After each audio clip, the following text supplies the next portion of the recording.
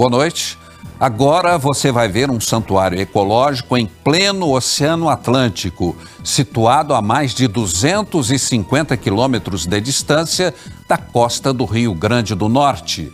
Pouco explorado, o Atol das Rocas é uma ilha onde vivem milhares de aves, peixes e tartarugas. Com suas águas quentes e cristalinas, reúne uma biodiversidade impressionante. Acompanhe com a gente esta aventura cercada de belezas naturais e grandes surpresas. Na escuridão da noite, as luzes do porto de Fernando de Noronha ficam para trás. Aqui começa nossa aventura rumo ao Atol das Rocas, um dos pontos mais isolados do Oceano Atlântico. Partimos de madrugada. A viagem é longa e perigosa.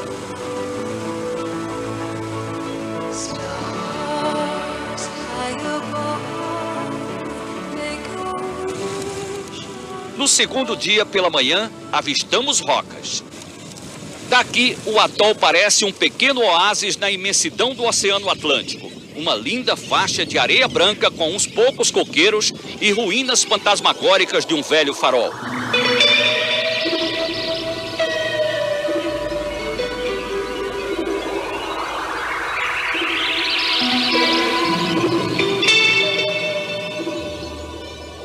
Agora o bote inflável dos pesquisadores do IBAMA se aproxima do barco para nos recepcionar. Desde 1979, o Atol das Rocas é uma reserva biológica. As visitas são proibidas. Não é permitida atividade de turismo no atol.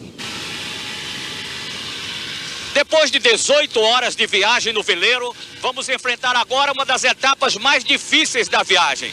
O desembarque no Atol das Rocas. Só pode ser feito num barquinho pequeno como este, na arrebentação das ondas. Muitos acidentes já aconteceram aqui. O resultado desse trabalho depende muito da perícia do piloto. Quando o barco vira, as pessoas são jogadas de encontro às pedras. De dezembro a janeiro, as ondas são tão fortes que ninguém consegue entrar nem sair do atol. Depois de descarregar o bote, seguimos para o abrigo que o IBAMA construiu no atol. A visão que temos é de um paraíso perdido em alto mar. Milhares de aves marinhas em algazar.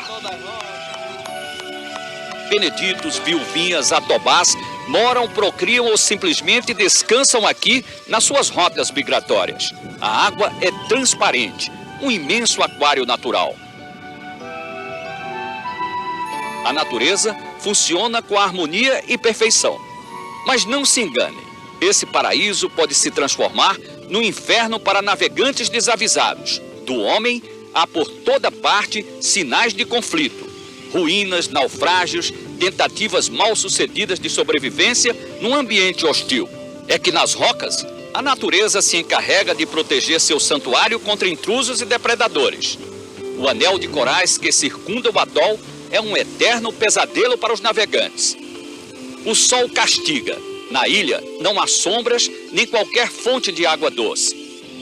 Para sobreviver, os pesquisadores e fiscais do IBAMA, gente que trabalha no atol, recebem do continente a cada 15 dias um novo estoque de suprimentos e água potável. O isolamento também é rompido através do rádio, o único meio de comunicação com o resto do mundo. Positivo, senhor, positivo. O rádio estava desligado. A bióloga Marizélia Silva, a Zelinha, é chefe da reserva biológica do Atol das Rocas. Ela garante que viver aqui é a realização de um sonho de menina. O pai de Zélia era delegado do antigo IBDF e foi com ele em 79 que ela esteve aqui pela primeira vez. Jurou para si mesma que um dia viria morar e trabalhar nas rocas. Isolamento é coisa para guerreiro, então a gente está aqui, a gente consegue se safar dessa. Você se sente uma grande mãe de todas essas 150 mil aves que tem aqui? Pois é, né? Eu casei com a Atol e tive filhos, acho que mais do que qualquer pessoa do mundo. Eu me sinto, na verdade, não é mãe, eu me sinto um pouco dona do Atol das Rocas, um pouco doninha desse pedaço. O pedaço de Zelinha é um pedaço raro, se formou na briga das ondas com as rochas em águas quentes cuja temperatura varia dos 23 aos 28 graus. Visto de cima, é uma ilha em forma de anel. construída por moluscos, algas calcárias, corais e conchas que durante milênios foram se formando sobre um vulcão submarino extinto. Dentro do atol, várias piscinas naturais ficam em contato com o mar durante as marés cheias. De 6 em 6 horas, quando há mudança na maré, é possível entrar andando nas piscinas. Elas são tão rasas que a gente mergulha só com a máscara e nadadeiras. Não é necessário equipamento para respirar embaixo d'água. E olha só o que nos espera lá embaixo. 2 tubarões, a menos de 4 metros de profundidade. E logo chega mais um. Parece uma conferência. Eles só param a reunião quando a gente se aproxima. Nas cavernas da piscina encontramos outros tubarões. Esse aqui não queria sair do esconderijo.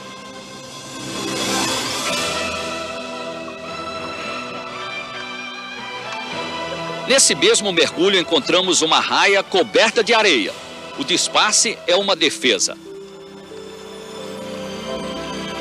Só que o rabo e os olhos descobertos a denunciam.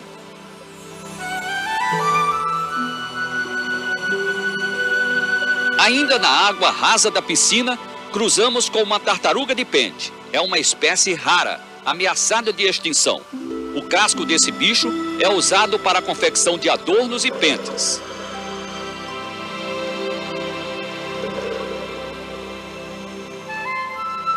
As piscinas do atol são grandes aquários que concentram dezenas de espécies. Cangulo, frade, peixe-borboleta, saberé e a barracuda, temida pelos mergulhadores por causa do seu aspecto agressivo.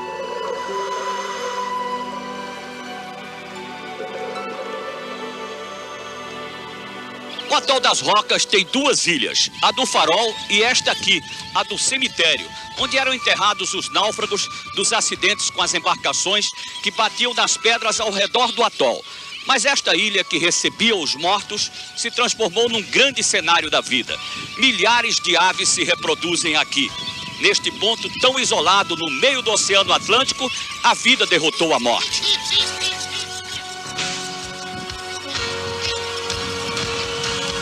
As aves vêm ao atol para se reproduzir. Rocas é um grande ninhal. Enquanto estivemos no atol, registramos passo a passo a renovação da vida.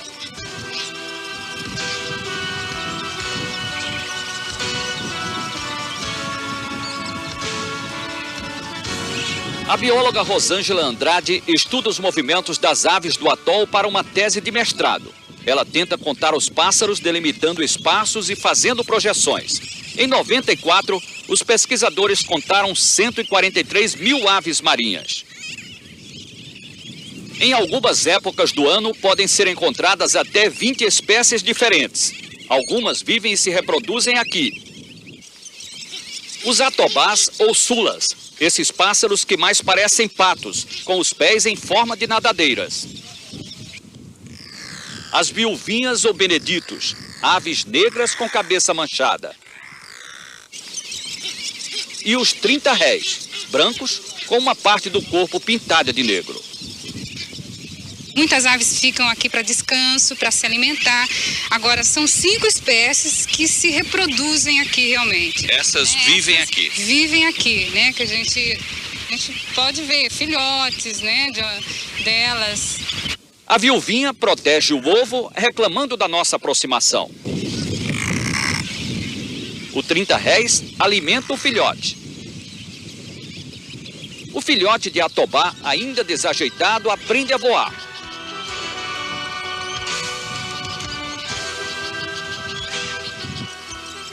São espécies, ao contrário do homem, perfeitamente adaptadas ao ambiente marinho.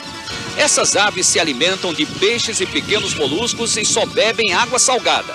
Fazem do atol um viveiro de aves migratórias em reprodução.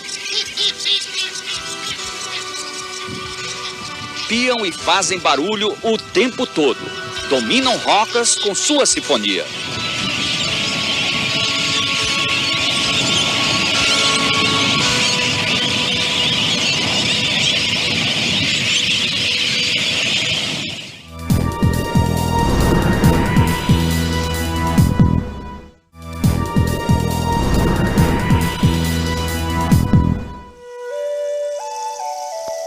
Durante muitos anos, o Atol das Rocas foi apenas o terror dos navegantes e o lucro garantido de pescadores do continente que por aqui se aventuravam. Mas a partir de 1979, o antigo IBDF tentou acabar com a festa dos pescadores. Desde a criação da reserva biológica, expedições de técnicos têm vindo constantemente ao atol fazer levantamentos sobre as populações de tartarugas marinhas, aves e peixes da região. Em 1982, uma equipe da Fundação Roberto Marinho registrou o trabalho dos pesquisadores num dos primeiros acampamentos montados no Atol das Rocas. Na época, os técnicos observaram durante 2 meses a desova das tartarugas marinhas.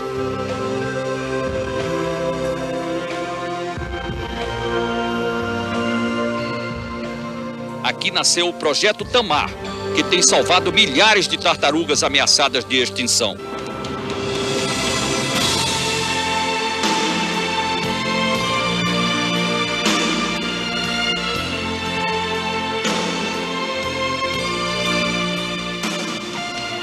Hoje nós vamos mergulhar de novo nessas águas transparentes, em busca das tartarugas que continuam a se reproduzir no Atol das Rocas. Este é um dos poucos lugares no Brasil onde é possível gravar cenas como esta. Uma tartaruga de pente permite a nossa aproximação. Eu retiro quase toda a areia sobre o casco dela. Até os animais sabem diferenciar uma ação agressiva de um gesto de carinho. Quando não são agredidos, os bichos do mar reagem com naturalidade. Uma arraia foge com a nossa chegada, mas outras 2 ficam paradas porque não se sentem ameaçadas. Às vezes, elas passam bem perto, mas não querem ser tocadas. E a vontade delas tem que ser respeitada.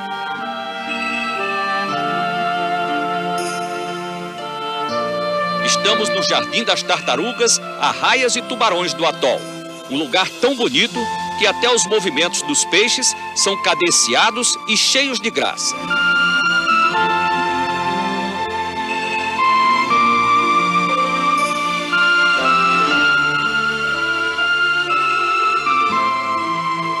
Para preservar a fauna riquíssima que vive em rocas, além de criar a reserva biológica, o IBAMA precisou montar uma infraestrutura mínima para garantir o trabalho de pesquisadores e fiscais. Jarian Dantas é um dos voluntários na fiscalização da reserva. Antes, ele era segurança de boate em Natal. Um dia, resolveu enfrentar o desafio para ajudar na fiscalização do atol. E o que seria uma aventura passageira já dura 5 meses. Poxa, eu totalmente mudado. Eu sempre tinha amigos que faz muitas caçadas e pesca também, né? E eu agora oriento eles, falo para eles, pô, não faz isso. A presença dos fiscais é necessária, mas nem sempre eficiente. O problema é que Rocas é uma fonte inesgotável de peixes e crustáceos, uma tentação para os pescadores. Juarez Rodrigues é um predador arrependido. Durante muitos anos, sobreviveu da pesca comercial na região do atol. Hoje, garante que mudou de lado. Apaixonado pela reserva, ele deixou a pesca e passou a mergulhar guiando turistas em Fernando de Noronha. Juarez conhece bem as galerias submersas do Atol das Rocas e nos leva aos pontos mais frequentados pelos pescadores em mar aberto. Por toda parte, encontramos as redes perdidas pelos predadores. Nesta aqui, estão presos cascos de lagostas e caranguejos. Um desperdício. Quando a fiscalização do IBAMA aparece, os pescadores largam as redes e fogem. Preso na malha, um pequeno tubarão. Ele arrastou a rede e ficou aí até morrer. O Atol das Rocas é cercado por tubarões de várias espécies. Os lambarus são aparentemente dóceis, mas já aconteceram alguns casos de ataque no Brasil. Sempre por imprudência dos mergulhadores, que tentam se aproximar deles. Aqui tem um tubarão intocado. Juarez tenta retirá-lo da caverna, mas o bicho não quer sair. O mais sensato é não mexer com ele. Encontramos também um casco de guajá, o caranguejo originário das ilhas oceânicas. De tanto ser caçado, o quajá está em fase de extinção. Durante 4 dias mergulhamos na parte externa do atol. Em todos os mergulhos, descobrimos vestígios da pesca ilegal. Uma comprovação de que os pescadores continuam invadindo a área da reserva biológica.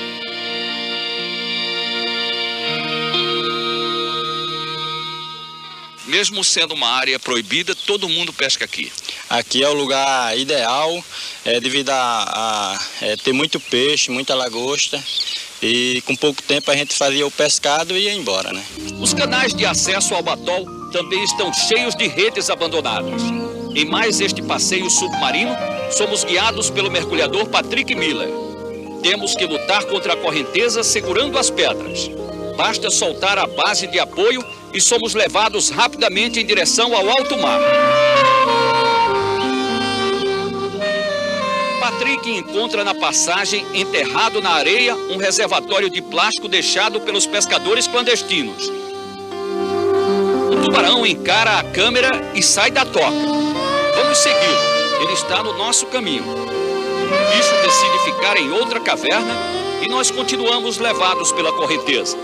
Agora é uma raia que se assusta com a nossa chegada e foge, quase atropelando Patrick. A força da maré provoca muita suspensão de algas. É hora de voltar para a superfície.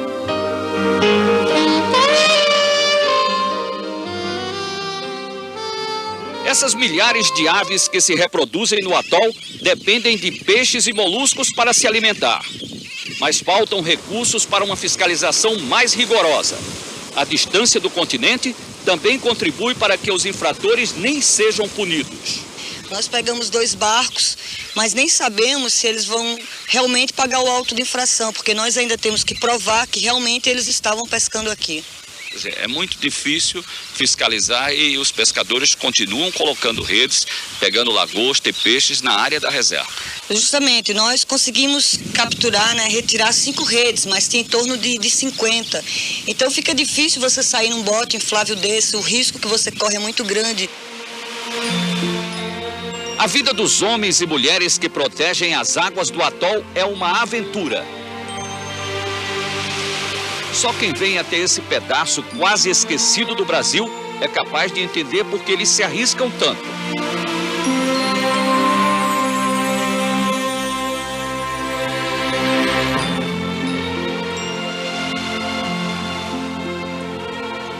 Para que as tartarugas marinhas continuem a se reproduzir aqui.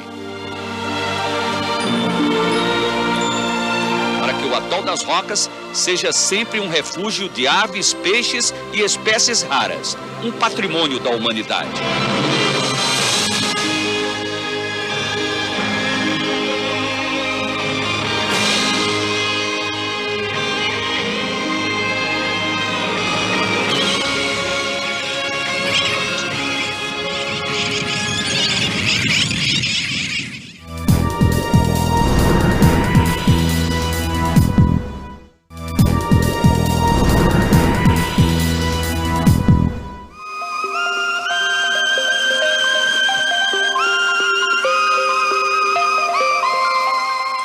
Perigo no mar. A beleza do atol das Rocas esconde segredos de muitos naufrágios. Desde o tempo do descobrimento do Brasil, as embarcações se chocam nos recifes de coral.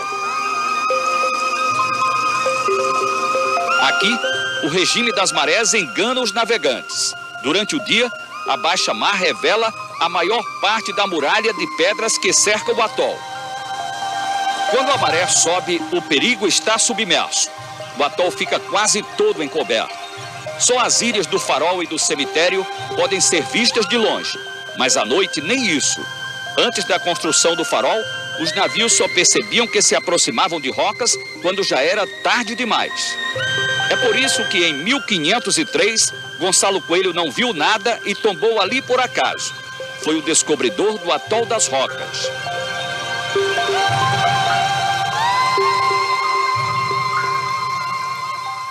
Na maré baixa, podemos caminhar pela lagoa seca com água pelo tornozelo. É bom usar algum calçado para proteger os pés dos corais e ter muito cuidado para não pisar nos ouriços.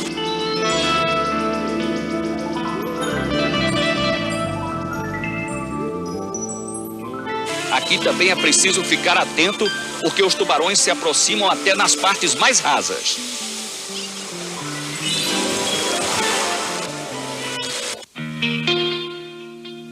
Essa imagem mostra o tubarão passeando no atol a menos de 1 metro de profundidade. Da Ilha do Farol, onde estávamos acampados, até o outro lado do atol, levamos quase 1 hora de caminhada. As pedras estão cheias de caranguejos e aratus.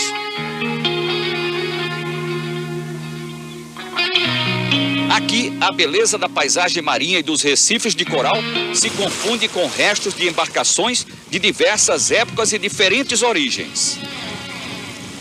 Quando o primeiro farol foi construído no século XIX, destroços de 18 navios foram encontrados no anel de corais. Muitos naufrágios vieram depois.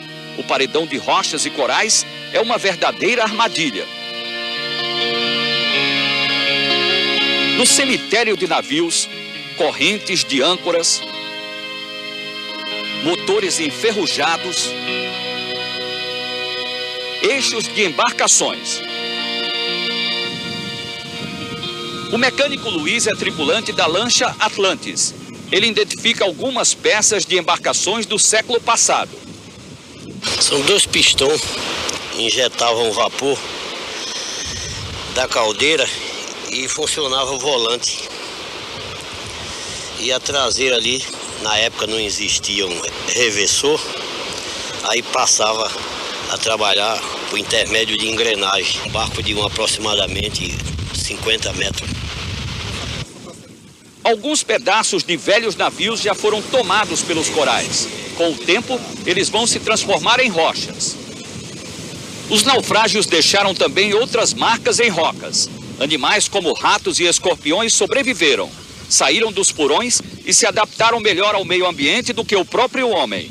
Hoje, circulam pelo atol como eternos invasores. São tantos os naufrágios em torno do atol das rocas que eles não podem mais nem ser identificados. É ferro retorcido por toda parte. Aqui, nós vamos descer num navio tão antigo que ainda é do tempo em que se carregava cimento em barris de madeira.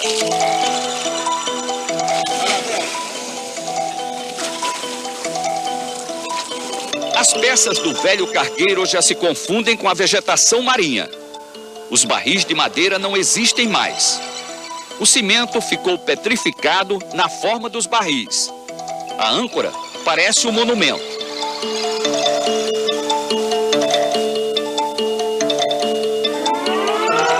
Este outro navio está quase todo encoberto pela areia.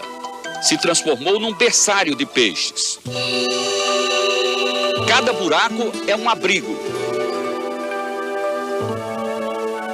O lugar onde os cardumes se protegem dos predadores. A moreia não gosta de receber visitas. Os naufrágios que já foram um símbolo de destruição e morte, agora são cenários da paz no mundo submarino.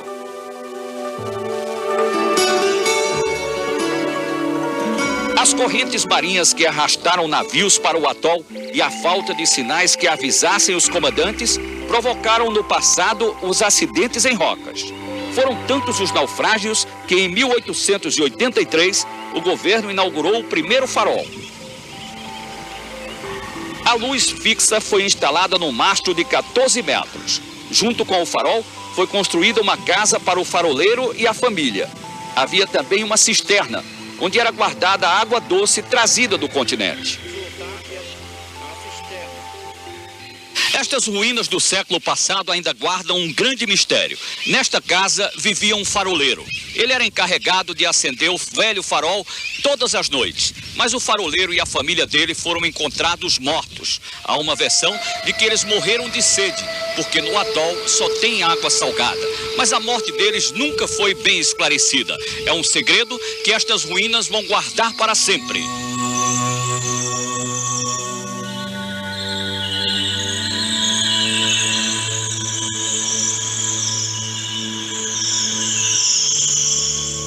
Na escuridão da noite, agora brilha a luz de um farol automático construído em 1935 pela Marinha. Bem próximo às ruínas do velho farol, as paredes que restam da casa do faroleiro servem de abrigo para milhares de aratus. Os riscos de naufrágio nas águas próximas a rocas ainda existem. Todas as modernas cartas náuticas também alertam os navegantes para os recifes do atol.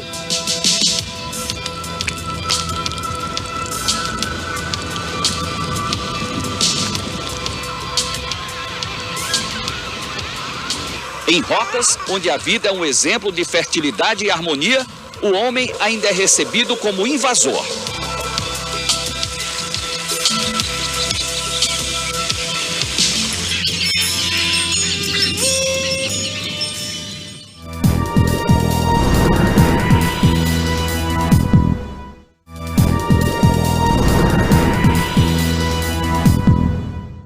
Imagine um lugar a 3.700 quilômetros da costa do Chile, com esculturas gigantes de pedra e repleto de mistério e encanto.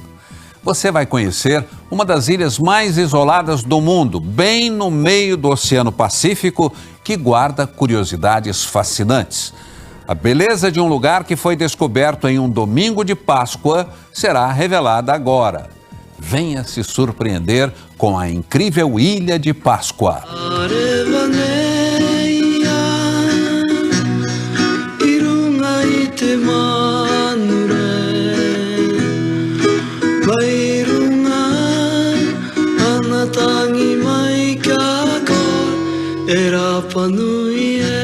Há mais do que enigmas no coração do Pacífico. O lugar mais remoto da Terra guarda histórias que talvez o homem nunca chegue a decifrar. Mas primeiro, a simpatia de um povo que sabe dar valor a uma visita. De 3 anos para cá, a Ilha de Páscoa recebe avião de turista todo dia. Mas isso não muda o costume de séculos de isolamento. Cada chegada é uma festa. No caso deste brasileiro, os abraços são de pura saudade. O paulista Ricardo ganhou até nome nativo, Matamua. E para a dona Carolina, matriarca de um clã da ilha, Ricardo é Taína, um irmão pascuense. Tá ficando florida a coisa aqui, tá ficando muito florida. E sempre fazem esta festa quando chega a gente? Que bem. Diz que sempre fazem esse tipo de recepção aqui. Sem dúvida é perfumado. Perfumado. Não sei se fica lá muito bem, mas que é perfumado é. Muito hermoso. Faz 110 anos que o último rei Rapa Nui cedeu a soberania de Páscoa ao Chile, em troca de proteção para o seu povo. E esta terra distante virou província do nosso vizinho andino.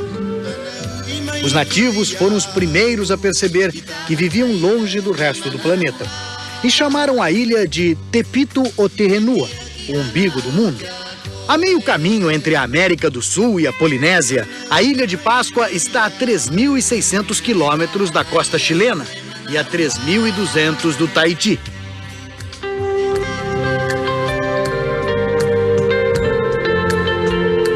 São 7 vezes o tamanho de Fernando de Noronha. Um triângulo de terra com pouco mais de 20 quilômetros de lado, recheado de lendas e segredos. Paisagem de vulcões e suavidade. Maravilha, né? O solo tem muita rocha e pouca terra. A exploração descuidada do passado pode ter acabado com os bosques que existiram na ilha. Mas é só mais uma hipótese. Páscoa vive em torno de enigmas e lendas, histórias que nem sempre podem ser comprovadas. A maior de todas, sem dúvida, é a dos Moai. Talvez nunca se consiga explicar totalmente a origem, a finalidade e a técnica utilizada para erguer estes colossos de pedra. Os Moai se espalham por Rapa Nui como sentinelas de outro mundo, esculpidas por antepassados que não deixaram explicações. Só uma monumental herança de dúvidas. Dos 870 Moai catalogados pelos arqueólogos aqui na Ilha de Páscoa, este era para ser o maior. Quase 23 metros de altura, mais do que um prédio de 7 andares, e um peso estimado de 80 mil quilos, 80 toneladas. Mas ele jamais foi concluído. Misteriosamente, a sua construção foi interrompida. E ele continua aqui. Por que o berço dos Moai foi bruscamente abandonado é um enigma. Mas a questão mais intrigante é saber como um povo da Idade da Pedra transportava as enormes esculturas de um lado para o outro da ilha. Em 1956, todos os Moai aqui da ilha estavam no chão. Misteriosamente, possivelmente por causa das brigas entre os clãs aqui, as diferentes tribos da ilha, esses monumentos estavam todos caídos. Aí chegou à ilha o professor Thor, um arqueólogo norueguês, e pediu ajuda dos nativos. Por iniciativa então dele, foram levantados alguns moais. Esse aqui foi o primeiro de todos. E o seu Lázaro esteve aqui ajudando. Foi o primeiro ou o segundo? Este es el primero. Primero. Muy bien. ¿Y cómo hicieron para levantarlo? ¿Es livianito o no? No son Es que no es levinho, no. Lo levantamos nosotros con lo inteligente, no haciendo más despacito así. Pero con máquina, cuidado. con grúa, Sin grúa, sin nada. Estas fotos mostram o trabalho do arqueólogo Thor Heyerdahl em Páscoa. Ele ganhou fama ao atravessar o Pacífico numa frágil balsa de junco, batizada de Kon-Tiki. A arriscada viagem do professor Thor provou que era possível ir do Peru à Polinésia só com a ajuda do vento. Isso parece confirmar a lenda de que os antepassados dos Rapa Nui vieram do leste, viajando pelo mar, e traziam com eles a técnica de escultura em pedra dos povos andinos. E quanto tempo levar? Como 28 días, no alcanzó. 28 días por ahí. E eles levantaram usando o sistema ancestral, antigo, usando apenas alavancas para levantar. Se ele ajudou a levantar, talvez tenha sido fácil com alavancas e tudo mais. Mas eu pergunto, como é que os ancestrais deles trouxeram a 18, 20 quilômetros daqui uma pedra tão pesada? Como lo hicieron? Mira, sus abuelos... que nosotros, Seu Lázaro diz que perguntou ao pai, aos mais velhos, e todos sempre diziam a mesma coisa. Os Moai caminharam. Mesmo sem pés, sem nada, os Moai andam, diz ele. Porque naquela época não havia guindaste, não tinha nada. Os únicos Moais da Ilha de Páscoa que olham para o mar são estes 7. Eles representam os 7 pioneiros que desbravaram o Pacífico Sul a bordo de frágeis jangadas em busca do sonho de um bruxo. A visão de um lugar pacífico e seguro guiou os navegantes até a Ilha de Páscoa. Aqui, eles criaram uma nação e levantaram monumentos do outro mundo. Para quem gosta de especular, imaginar como é que estes imensos monumentos de pedra, pesando dezenas de toneladas, foram erguidos com tecnologia e instrumentos da Idade da Pedra, aqui vai uma informação. Estes monumentos aqui, estes Moai, foram reerguidos há poucos anos, com dinheiro japonês. $1,5 milhão doados por uma empresa japonesa que queria ver os Moai de pé. Muito bem, aqui foi usada a tecnologia dos anos 90. E mesmo assim, houve dificuldades. René, de 49 anos, morador, nascido aqui, neto e filho de Rapa Nui, pode nos contar. O que passou? Por que foi difícil? Não tinham gruas? Eles não tinham guindastes? Não. Se tem grua. Havia guindastes e dinheiro, confirma René. Mas o peso dos Moai desequilibrava a máquina. Foi preciso usar um segundo guindaste como contrapeso. No tempo dos avós, diz ele, não havia esse problema. Este pascoense não se contentou com as explicações dos antigos. Foi buscar ajuda na ciência. Estudou nos Estados Unidos e tornou-se o único arqueólogo Rapa Nui. Hoje, ele também levanta Moai, usando um guindaste de 50 mil quilos. Trabalho cuidadoso de quem suspende no ar uma relíquia preciosa e insubstituível.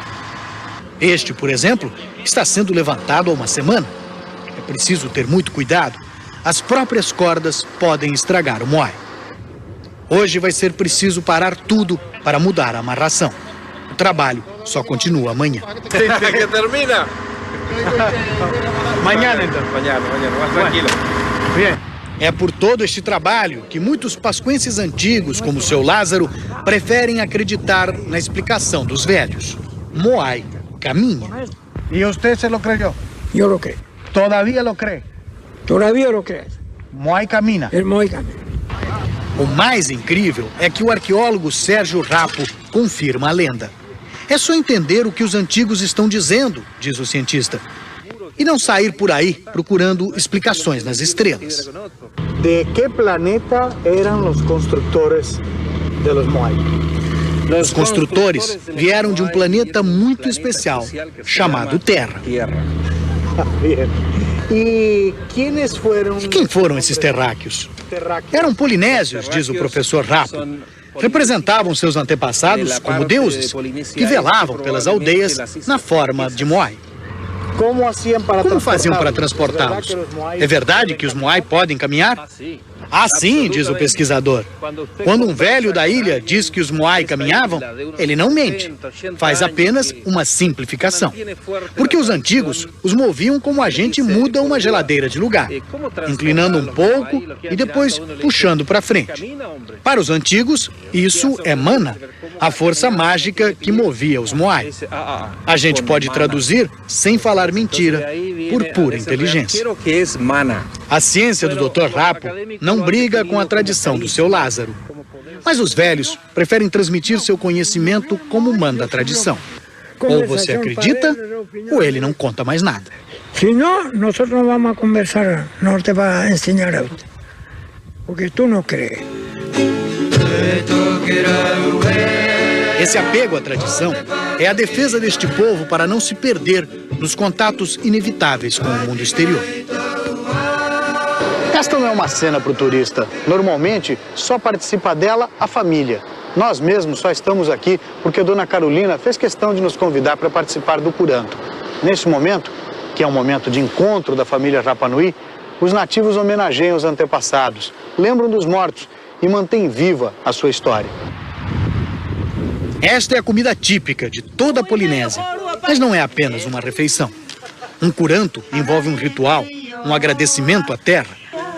Dona Carolina e sua irmã mais velha fazem este curanto diante da caverna onde viveram os antepassados da família. Elas cavam um buraco no chão e forram com pedras aquecidas no fogo. Depois, colocam carnes enroladas em folhas de bananeira, junto com batatas doces e inhame, e abafam por cerca de 2 horas. Esse aqui é o momento mais importante da preparação do curanto. Do ponto de vista aqui da cultura Rapa Nui, esse é quando eles liberam o vapor que vem da comida, e essa é a parte que cabe ao acuaco, ou seja, ao espírito dos antepassados. Tá quente. E sai um cheiro forte, o cheiro das folhas de bananeira que foram cozidas pelo calor, né? A batata doce, primeiro. Aqui, esse é o frango. E vem tudo com cheiro bom, cheiro muito bom. Bom, eu acabei ganhando uma responsabilidade especial aqui, já que eu ajudei a tirar o frango, né, e a comida, sou encarregado de partir aqui, de fazer a repartição para todos da comida. Primeiro os visitantes, né? Então. Depois do ritual, Dona Carolina está em paz com suas memórias. É aqui onde eu quero morrer, diz a nativa. Como a nossa mãe, explica a irmã dela. Quando viu que estava chegando ao fim, 2 anos atrás, sumiu numa caverna. Nunca mais a vimos. Morreu em paz, longe do cemitério imposto pela igreja. Mas vocês não têm medo de morrer no escuro, sozinhos? De jeito nenhum, diz a mulher. Eu vou me deitar calmamente e descansar, embrulhada no junco. A esperança é que depois não voltem os arqueólogos, aquela gente que leva os ossos, como fizeram com os nossos antepassados.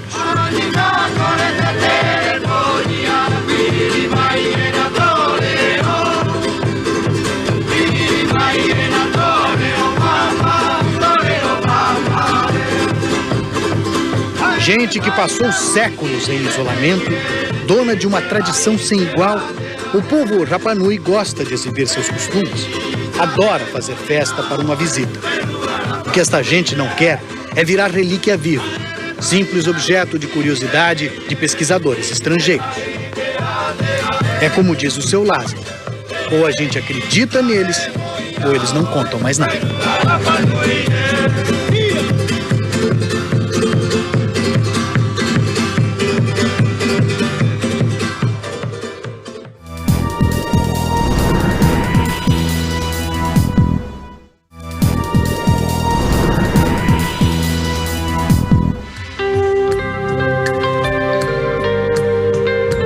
O mundo conhece esta ilha há 2 séculos. Foi um holandês, o primeiro europeu a vê-la, no domingo de Páscoa de 1722. E foi ele quem batizou Rapa Nui com o nome atual, Ilha de Páscoa. O fascínio de um povo isolado e seu passado misterioso inspiraram romances e teses. E 5 anos atrás, seduziu Hollywood. Durante 8 meses, o superastro Kevin Costner promoveu uma invasão pacífica da ilha. Para filmar a saga Rapa Nui, importou 400 atores e técnicos. Mata é o secretário de turismo da Ilha de Páscoa. Como quase todos os habitantes daqui, trabalhou no filme de Kevin Costner. Foi assistente de câmera e extra, numa história que misturou tradições Rapa Nui com a imaginação do roteirista. O filme é todo centrado no mito do Tangata Mano, o homem-pássaro. No começo da primavera, os jovens guerreiros partem da cidade sagrada de Orongo, no alto do vulcão Ranucal. Nadam até uma ilhota próxima e esperam pela chegada da Manutara, a andorinha do mar. O primeiro guerreiro a encontrar o ovo da Manutara conquista o poder para o seu chefe. Patriarca daquele clã se tornava, então, o Tangata Mano, líder supremo de todo o povo. Seu primeiro privilégio, deflorar virgens escolhidas entre as jovens da ilha. Sobre estas pedras, com desenhos de órgãos sexuais femininos, as jovens passavam pelo exame que diria quais delas seriam dignas do Tangata Mano. E esse era apenas o primeiro passo para chegar à favorita do rei. Depois de escolhidas, as virgens eram trazidas para o local mais distante possível, dentro das limitadas dimensões da ilha. Vinham para cá, a 30 quilômetros de distância, num dos extremos da Ilha de Páscoa, onde ficavam reservadas para o Tangata Mano, num local belíssimo e inacessível.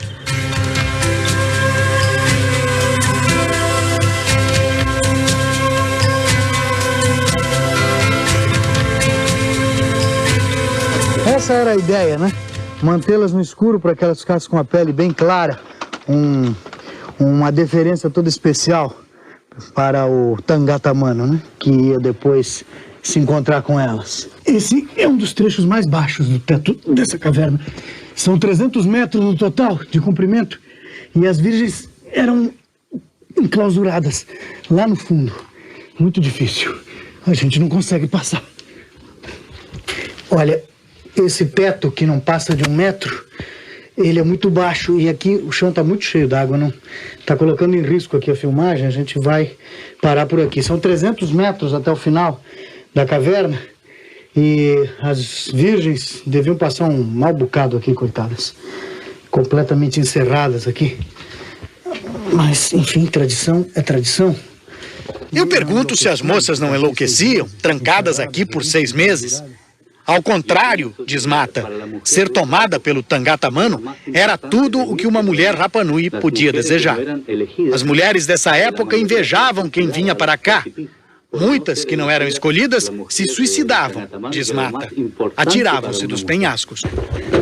Meu Deus, a gente passou aqui alguns minutos já. O alívio de ver a luz é outra coisa, imagina 6 meses.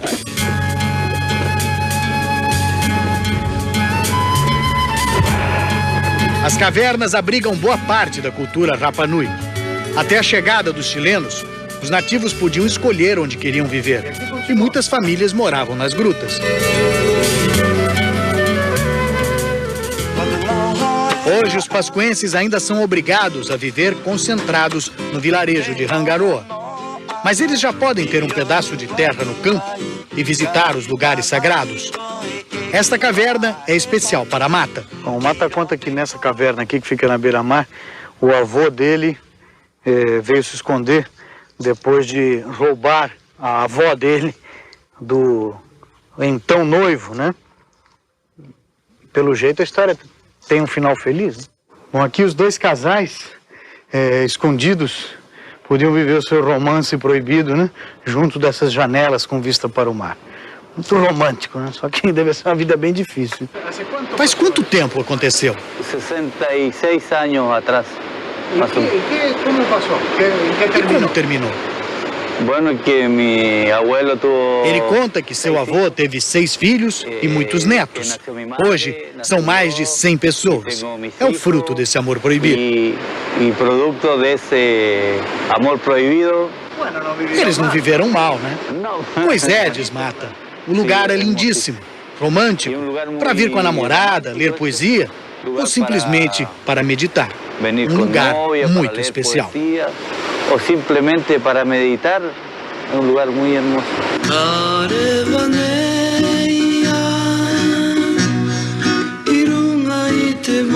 Este é o nosso último dia na Ilha de Páscoa, o fim de uma semana de descobertas. Mas ainda há uma cena a testemunhar. A recriação de um monumento velho de 8 séculos. O reerguimento de um moai. Trabalho que, mesmo com a ajuda de máquinas, pode durar meses. E aí está, 800 anos depois, o Moai volta ao seu lugar original. Desta vez, ele não vem caminhando, mas suspenso pelos ares, suas 18 toneladas elevadas por este enorme guindaste japonês. E com isso se acabou este trabalho? Não. O arqueólogo Sérgio Rapo diz que ainda falta colocar a cabeça e recriar a vila que existia em torno do Moai. Mas este trabalho não tem fim? Vocês vão levantar todos os Moai?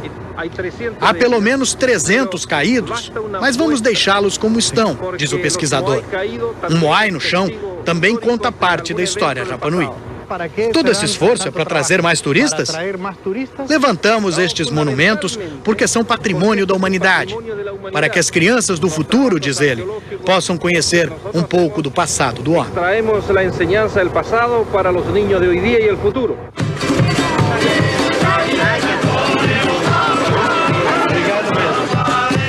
Chega a hora da despedida. As flores da chegada são substituídas agora por colares de conchas. É para que durem muito e tragam o visitante de volta. Todos os amigos que fizemos na ilha aparecem para se despedir. Isolados no meio do oceano, os pascoenses se ligam ao resto do mundo com colares e carinho. Ninguém sai daqui sem a forte vontade de voltar.